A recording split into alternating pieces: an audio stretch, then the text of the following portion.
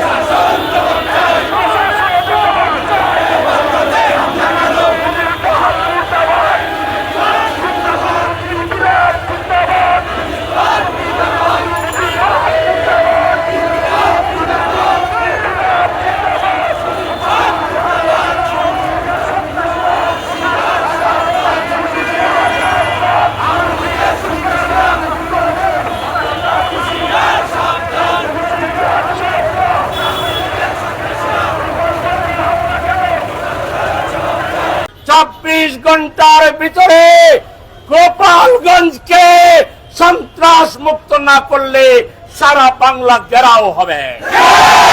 যাদের ডাকে বাংলাদেশের আবাল বৃদ্ধ বনিতা জুলাই বিপ্লবে ঝাঁপিয়ে পড়েছিল, তাদের উপরে হামলা করা হয়েছে।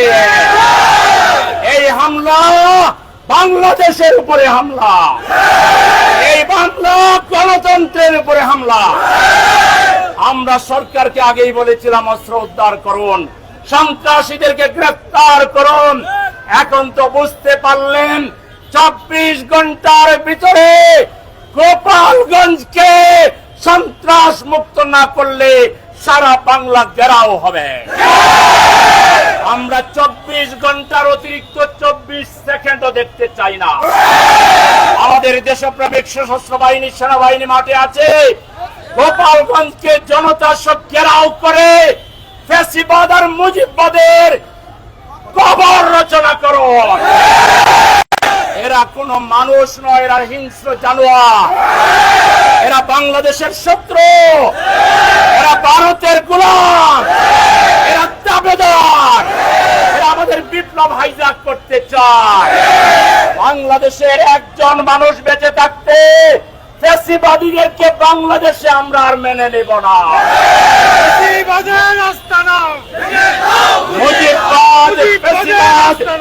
মুজিববাদ, ফ্যাসিবাদ দুইটি হলো মুর্দাবাদ।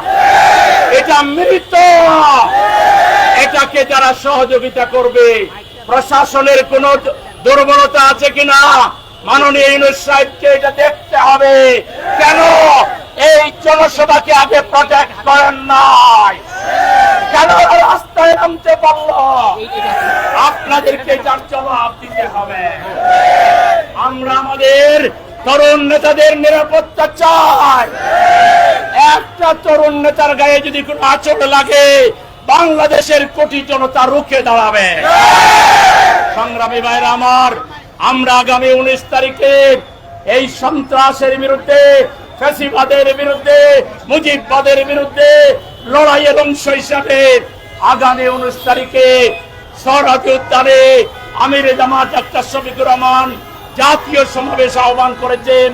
এই সমাবেশে মিরপুরবাসীকে, কাকরোলবাসীকে, ঢাকাবাসীকে দলে দলে যোগদান করার উদাত্ত আহ্বান জানিয়ে আমরা সরকারকে আবারও সতর্ক করছি, পরিস্থিতি নাগালের বাইরে যাওয়ার আগে ব্লকেট দিয়ে গোপালগঞ্জ থেকে একটা ছাত্রলীগ, যুবলীগ, আওয়ামী লীগকে ধরে এদেরকে উপযুক্ত শাস্তির ব্যবস্থা করো।